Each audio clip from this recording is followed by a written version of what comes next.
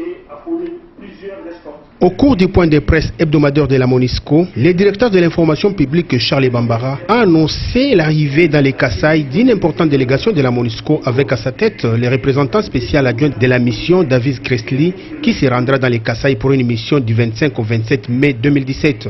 Le directeur de l'information publique de la MONUSCO s'est aussi prononcé sur la mort de deux experts des Nations Unies dans les Kasaï. Tous les journalistes font ce qu'on appelle du journalisme d'investigation parfois, et c'est vrai que nous avons vu ce rapport, ou du moins ce reportage ou cette analyse du New York Times que nous avons vu comme vous. Pour notre part, c'est un travail journalistique.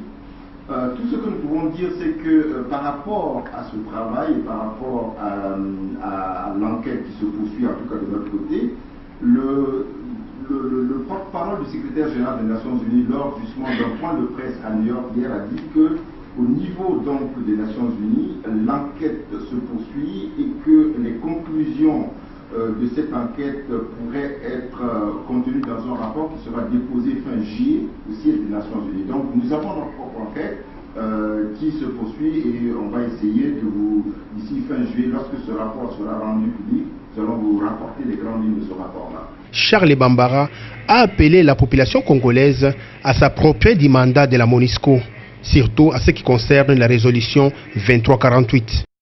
Ce mandat de la MONUSCO, comme vous le savez, est un mandat qui a été discuté, approuvé au Conseil de sécurité des Nations Unies, en présence des représentants même du gouvernement congolais. Et donc, depuis la création de la MONUSCO, régulièrement, lorsqu'un mandat est décidé par le Conseil, il y a des campagnes de sensibilisation autour de ce mandat. Et donc, nous n'avons fait que ce que nous faisons d'habitude.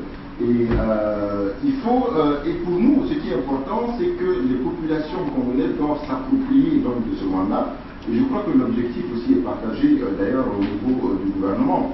Cette campagne avait déjà commencé. C'est vrai, à Kinshasa, ici, on avait déjà fait une première séance, même dans les provinces. L'ensemble des représentants de l'information publique dans les différentes provinces avaient aussi commencé à vulgariser sur ce mandat.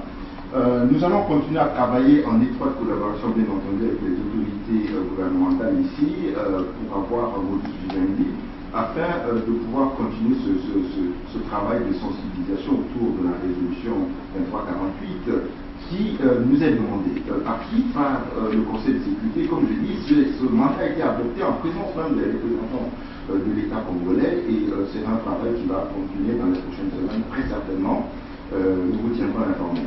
La section d'appui à la justice et à l'administration pénitentiaire de la MONUSCO a recommandé aux responsables de la prison centrale de Kananga de renforcer les mesures de sécurité dans cette prison comme une mesure préventive suite aux rumeurs d'une attaque de cette prison par les miliciens Kamwena Nsapu.